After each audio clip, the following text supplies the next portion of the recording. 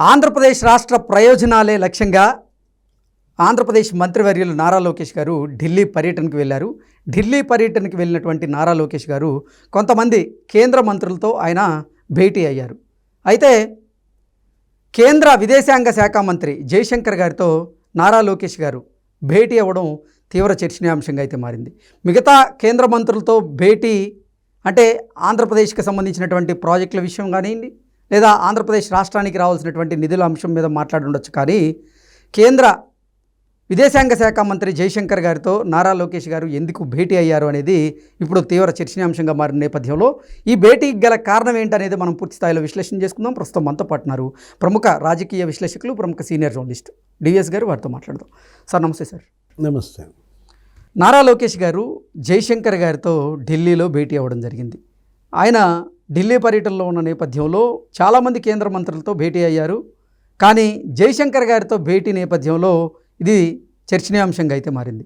అంటే ఇతర కేంద్ర మంత్రులతో భేటీ అయ్యి రాష్ట్రానికి రావాల్సినటువంటి నిధులు, ప్రాజెక్టుల మీద చర్చించుండొచ్చు. కానీ మరి కేంద్ర విదేశాంగ శాఖ మంత్రి అయినటువంటి జయశంకర్ గారితో లోకేష్ గారు భేటీ అయ్యారు కాబట్టి అసలు ఏం జరిగింది, ఏదైనా సీరియస్ అంశం ఉందా, అందుకే భేటీ అయ్యారా అనేటువంటి వార్తలు వస్తూ ఉన్నాయి. వీటిని ఎలా చూడాలి సార్? అంటే లోకేష్ ఢిల్లీ పర్యటన అటు మంత్రిగా మరి అక్కడ అందరూ కేంద్ర మంత్రులతో కలిసిన విధానం, మిగతా మంత్రులతో లోకేష్ భేటీలను వదిలేసి కేవలం విదేశాంగ మంత్రి జయశంకర్తో భేటీ పైనే చర్చ. ఇప్పుడు మామూలుగానే తనేంటి అక్కడ ఇప్పుడు ఈ పీయూష్ గోయల్ కలిశాడు, లేకపోతే అక్కడ ఉన్నటువంటి నితిన్ గడ్కరీని కలిశాడు, జేపీ నడ్డా, నిర్మలా సీతారామన్ కలిశాడు, అశ్వని వైష్ణవ్ని కలిశారు, హర్దీప్ సింగ్ పూరిని కలిశాడు. ఇప్పుడు మిర్చి, జీడి, మామిడి ఈ బోర్డులు ఏర్పాటు చేయమని పీయూష్ గోయల్ని అడిగాడు. తర్వాత సెమీ కండక్టర్ యూనిట్ ఒకటి వచ్చింది, 14,000 కోట్ల పెట్టుబడులతో. కొరియా, జపాన్ నుంచి ఇంకొక 600 కోట్ల పెట్టుబడులతో 2 సెమీ కండక్టర్ యూనిట్లు శాంక్షన్ చేసినందుకు మోడీ క్యాబినెట్ మొన్నే 3 రోజుల క్రితం మరి అక్కడ ఆయన అశ్వని వైష్ణవ్కి ధన్యవాదాలు చెప్పాడు. లేకపోతే క్వాంటమ్ వ్యాలీకి 1000 కోట్లు ఇవ్వండి, లేదు టాటా ఇన్నోవేషన్ హబ్ దానికి 300 కోట్లు ఇవ్వండి, ఇట్లా మరి ఆయన వినతి పత్రాలు ఇచ్చాడనమాట. 3 గ్యాస్ సిలిండర్లు ఉచితంగా ఇస్తున్నారు, దీన్ని ప్రధానమంత్రి ఉజ్వల్ స్కీమ్కి అనుసంధానం చేయండి అని చెప్పి ఆయన మామూలుగానే అక్కడ 95,000 కోట్లతో బీపీసీఎల్ ఈ పెట్రో కాంప్లెక్స్ అనమాట, ఆయిల్ రిఫైనరీ, అవి కూడా త్వరగా పనులు చేపట్టండి అని హర్దీప్ సింగ్ పూరిని అడిగాడు. నితిన్ గడ్కరీని కలిశారు, మీరు అక్కడ లాజిస్టిక్స్ హబ్ కార్పొరేషన్ ఏర్పాటు చేస్తున్నాం, అక్కడ మరి మీరు పోర్టులు అభివృద్ధి చేస్తున్నాం, ఇవాళ మరి ఆ పోర్టుల అభివృద్ధికి సహకరించండి, లేకపోతే హైవేల అభివృద్ధికి సహకరించండి. ఇచ్చినాటికి ధన్యవాదాలు చెప్పాడు, ఇంకా ఇవ్వబోయే ఏంటి అని అడిగాడు, అవి కూడా త్వరగా చేయమని చెప్పాడు. వీళ్ళందరినీ వదిలేసి ఒక జయశంకర్ని ఎందుకు కలిశాడు? విదేశాంగ మంత్రికి ఆయనకు ఉన్నటువంటి ఏంటి చర్చ, ఏం జరిగిందంటే అంటే భయపడుతున్నారా? ఇప్పుడు విదేశాంగ మంత్రి జయశంకర్ని కలిసి నాకు తెలిసి మీడియా కథనం ఏంటి, సింగపూర్ పర్యటన. ముఖ్యమంత్రి చంద్రబాబు, మంత్రులు లోకేష్, నారాయణ బృందం సింగపూర్లో పర్యటించింది. సింగపూర్ మరి గతంలో జగన్మోహన్ రెడ్డి వెళ్ళగొట్టాడు. ఎక్కడ ఇప్పుడు క్యాపిటల్ డెవలప్మెంట్లో సింగపూర్ కన్సార్షియం దాన్ని ఏం చేశారు, తప్పుడు ఆరోపణలు చేసి అసలు ప్రపంచంలో అవినీతి రహిత దేశాల్లో 4వది. అలాంటి సింగపూర్ మీద జగన్మోహన్ రెడ్డి బురద చల్లాడు. ఒక దాని మీదే కాదు, జపాన్ మీద, కొరియా మీద, ఆ పీపీఎల్ ఆ పవర్ పర్చేజ్ అగ్రిమెంట్లు రద్దు చేశాడు జగన్మోహన్ రెడ్డి.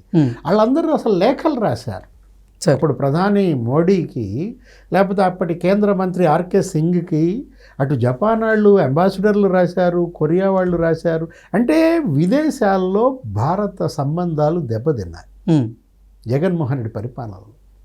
నిన్నటి సింగపూర్ పర్యటన చూసినప్పుడు వీళ్ళు అక్కడ ఉండగానే మెయిల్స్ వెళ్ళాయి. ఎవరు ఆ మెయిల్స్ పంపారు? సింగపూర్ అధ్యక్షుడికి మెయిల్స్ పంపింది ఎవరు, లేకపోతే ప్రధానమంత్రికి మెయిల్స్ పంపింది ఎవరు? అతను ఎవరో ఉదయ్ భాస్కర్ అన్నాడు. ఆ జర్మనీ నుంచి 200 మెయిల్స్ పంపించాడు. ఉమ్, ఇప్పుడు 9,000 కోట్లతో NMDC, APMDC mining development corporation, ఉమ్, దాని బాండ్స్ అమ్మాలని చూస్తే అతను మరి 200 మెయిల్స్ పంపించాడు. ఉమ్, జర్మనీ నుంచి ఉదయ్ భాస్కర్ అనేవాడు. ఇంకొకడెవడో సింగపూర్కి మెయిల్స్ పంపారు. ఉమ్, సింగపూర్ వాళ్ళని ఇక్కడ పెట్టుబడులు పెట్టద్దు. ఆ యూట్యూబర్ అకాడమీ మీకు తెలుసు. ఉమ్, ఆ గూగుల్ నీల్ మోహన్తో ఆ యూట్యూబ్ వాళ్ళతో ముఖ్యమంత్రి జూమ్ కాన్ఫరెన్స్లో సమావేశం అయితే ఉమ్, మీరు ఇక్కడ పెట్టబాకండి, మీ యూట్యూబ్ అకాడమీ ఉమ్, హైదరాబాద్లో పెట్టుకోండి అని వాళ్ళకి. ఉమ్, అంటే ఇట్లా జరుగుతోంది ఆంధ్రప్రదేశ్లో. అసలు వీళ్ళు ఈ రకంగా మెయిల్స్ పంపడం ద్వారా ఉమ్, విదేశాలకి వరల్డ్ బ్యాంక్ పంపారు ఉమ్, లోన్ ఇవ్వద్దని, జైకాకి పంపారు, ఉమ్, ఏడీబీకి పంపారు. అంటే అసలు వీళ్ళు ఏం చేస్తున్నారు? ఇది అసలు జాతి ద్రోహం, ఉమ్, ఇది దేశ ద్రోహం. ఒక ఆంధ్రప్రదేశ్కి మీరు నష్టం చేయాలనుకోవటం లేదు. జగన్మోహన్ రెడ్డి, వైఎస్ఆర్ కాంగ్రెస్ పార్టీ, ఈ సోషల్ మీడియా ఉమ్, వాళ్ళు ఏంటి అవత్ దేశానికి నష్టం చేస్తున్నారు. ఉమ్, ఏపీ ప్రతిష్టని దెబ్బతీస్తే దేశ ప్రతిష్టని దెబ్బతీసినట్టు. ఉమ్, ఆంధ్రప్రదేశ్కు ద్రోహం చేస్తే దేశానికి ద్రోహం చేసినట్టు. నిన్న మనం చూసాం, ఏది అమరావతి మునిగింది అని చెప్పి తప్పుడు ప్రచారాలు, ఉమ్, ఎక్కడెక్కడో బెంగాల్లో ఉన్న వీడియోలు తీసుకొచ్చి ఇక్కడ పోస్ట్ చేయటం. ఉమ్, దానిపైన రామానాయుడు ఏమన్నాడు?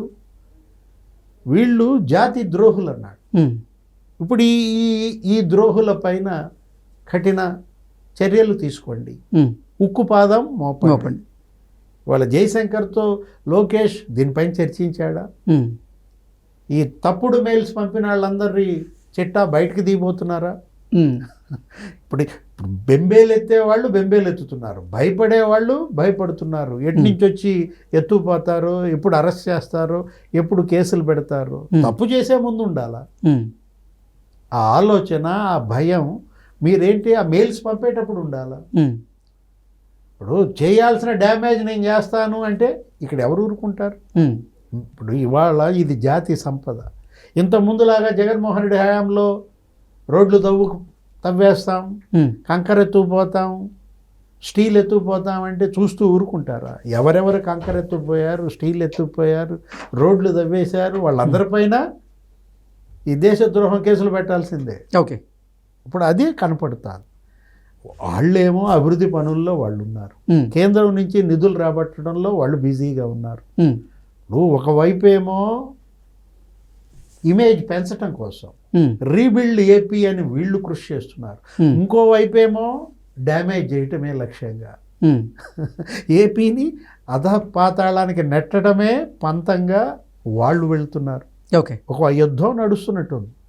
దేవతలకి రాక్షసులకి మధ్య యుద్ధంగా చూడాలా దీన్ని. Okay. Okay sir, thank you so much.